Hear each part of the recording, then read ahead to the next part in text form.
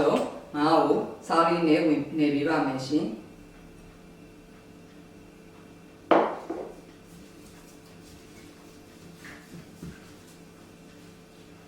ငါလေးကိုစားနေပြီးသွားပြီဆိုရင်တော့ငရုတ်သီးတွေအားလုံးနဲ့ကြက်တွန်ဖြူလေးကိုဆက်ထဲထည့်ပြီးကြိတ်ပေးပါမယ်ရှင်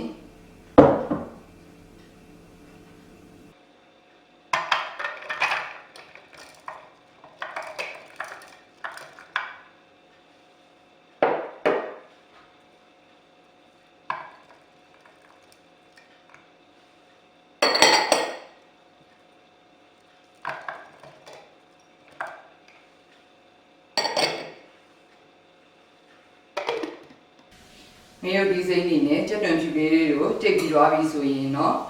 ချက်မဲ့အိုလေးထဲကိုထည့်ပါမယ်ရှင်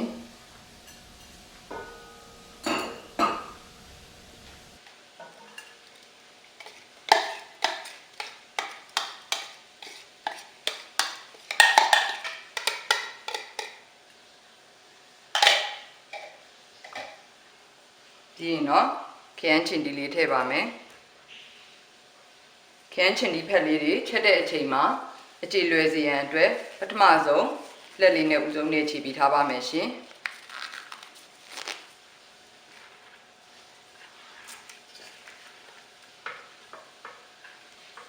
ခရမ်းချင်ဒီဖက်ကလေးတွေတက်နိုင်သမျှကြည်သွားအောင်ခြေပြီးသွားပြီဆိုရင်တော့နွေမုတ်ထည့်ပါမယ်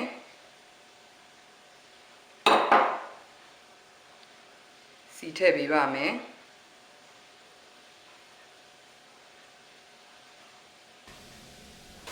မီးပူရှင်ပြင်းပြင်းလေးနဲ့ခရမ်းချင်ဒီဖက်လေးပိုပြီးကြည်သွားစေရန်အတွက်လိုအပ်တယ်လို့ဖိချုံမှုကြော်ပေးပါမယ်ရှင်ဒီလိုခရမ်းချင်ဒီဖက်လေးတွေလည်းလုံးဝကြည်သွားပြီအကြည်လေးတွေလည်းကုန်ပြီစီလေးလည်းအနှဲငယ်ပြန်လာပြီဆိုရင်တော့ညစ်ချင်လေးထည့်ပါမယ်ရှင်ညစ်ချင်လေးထည့်ပြီးတော့မှဆက်ပြီးတော့မှငွေကြော်ပေးပါမယ်ရှင်ညစ်ချင်လေးထည့်ချပြီး9မိနစ်ခန့်ငွေကြော်ပြီးသွားပြီဆိုရင်တော့ရေနွေးလေးထည့်ပေးပါမယ်ရှင်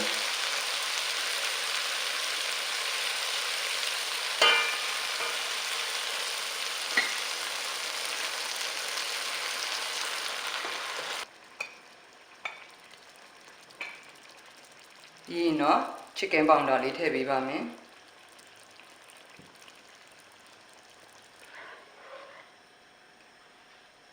ပြီးရင်တော့အိုးဖုံလေးဖုံပြီးတော့မှဆူလာအောင်တည်ထားပါမယ်ရှင်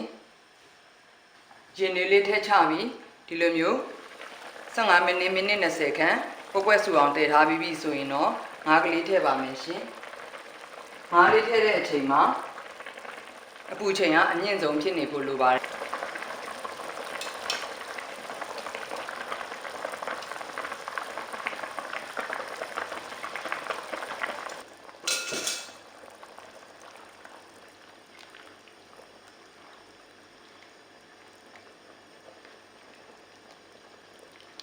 ငါးကလေးထည့်ချပြီးအနှဲငယ်မှွေပြီးတာနဲ့ဖုံးလေးဖုံးပြီးဆက်ပြီးတည်ထားပါမယ်ရှင်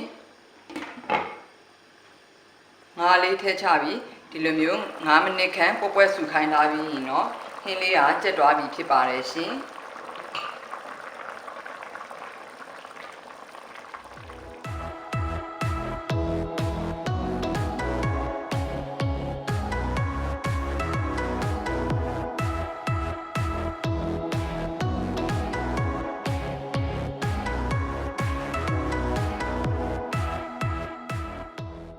ပဲပုတ်လေးတွေကတော့ကျွတ်ပြီးမွှေးလောက်အောင်မိုက်ခရိုဝေ့ထဲကို4မိနစ်ခန့်ထည့်ထားပါတယ်တစ်ဖက်ကို2မိနစ်ခန့်စီဖြစ်ပါတယ်တကယ်လို့မိုက်ခရိုဝေ့ကိုအသုံးမပြုချင်ဘူးဆိုရင်တော့မီးကင်တာပဲဖြစ်ဖြစ်အော်ဗန်နဲ့ထည့်တာပဲဖြစ်ဖြစ်မိမိအဆင်ပြေရာနည်းကိုအသုံးပြုနိုင်ပါတယ်ရှင်ခရမ်းချင်ဒီလေးတွေပျော့သွားစေဖို့အတွက်လည်းမိုက်ခရိုဝေ့ထဲထည့်ပေးပါမယ်ပိုပြီးအပျော့မြန်စေရန်အတွက်ဒီလိုမျိုးပကံပြားလေးတစ်ချက်နဲ့ဖုံပြီးထည့်ပေးပါမယ်ခရမ်းချင်ဒီလေးပျော့သွားစေဖို့ကျွန်မအနေနဲ့တစ်ဖက်ကို10မိနစ်ခန့်စီနဲ့2မိနစ်ခန့်ထည့်ရတာဖြစ်ပေမဲ့ခရမ်းချင်ဒီအပျော့အမာနဲ့မိုက်ခရိုဝေ့အမျိုးအစားပေါ်မူတည်ပြီးတော့မှအချိန်လေးအတူလျှော့အနေငယ်ရှိနိုင်ပါတယ်တကယ်လို့ဒီလိုမိုက်ခရိုဝေ့ကိုမသုံးချင်ဘူးဆိုရင်တော့မီးကင်တာပဲဖြစ်ဖြစ်အော်ဗန်နဲ့ထည့်ပြီးတော့မှပူပေးတာပဲဖြစ်ဖြစ်မိမိနစ်တဲ့ရာနည်းကိုအသုံးပြုပေးနိုင်ပါတယ် ကြက်တွန်ဖြူနဲ့ငရုတ်ဒီစိမ့်လေးတွေကတော့မီးအနှဲငယ်ကျွမ်းပြီးမွေးလာစေရန်အတွက်အလေလက်မီးလေးနဲ့ဒဲဦးလေးထည့်ပြီးတော့မှလော်ပေးပါမယ်ရှင်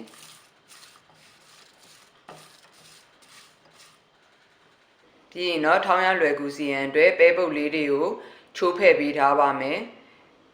ငရုတ်ဒီဇိုင်းလေးတွေကိုလည်းအပိုင်းပြက်လေးတွေဖြစ်အောင်လှီးဖြတ်ပေးထားပါမယ်ခရမ်းချင်တီးနဲ့ကြက်တွန်ဖြူကတော့အခွန်လေးတွေခွာပေးထားပါမယ်ရှင်ပထမဆုံးပဲပုတ်လေးတွေကိုစုံလေးထဲထည့်ပြီးတော့မှကြည်ညက်သွားအောင်ထောင်းပေးပါမယ်ပဲပုတ်လေးတွေညက်သွားအောင်ထောင်းပြီးသွားပြီဆိုရင်တော့ကြက်တွန်ဖြူနဲ့ငရုတ်ဒီဇိုင်းလေးထည့်ချပေးပါမယ်ဆက်ပြီးထောင်းပေးပါမယ်ရှင်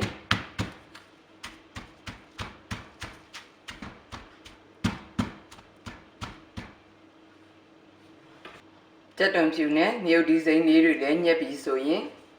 ခရမ်းချင်တီလေးတွေထည့်ချပေးပါမယ်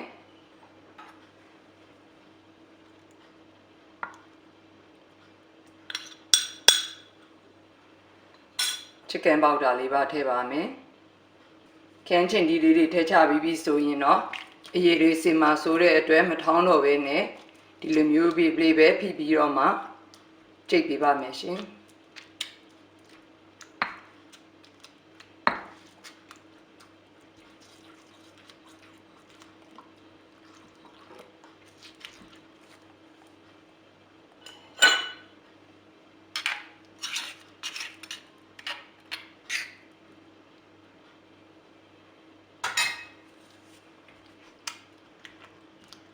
ခရမ်းချင်ဒီဖက်ကလေးတွေလည်းကြည်သွားပြီဆိုရင်တော့နည်းနည်းပင်လေးတွေထည့်ချပေးပါမယ်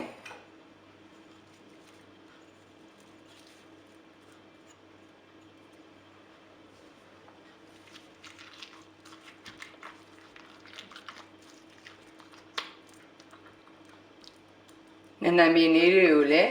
အနှဲငယ်ကြည်သွားအောင်ဖြစ်ချပြီးသွားပြီဆိုရင်တော့ပဲပုတ်ခရမ်းချင်ဒီထောင်းလေးအသင်ဖြစ်ပါပြီရှင်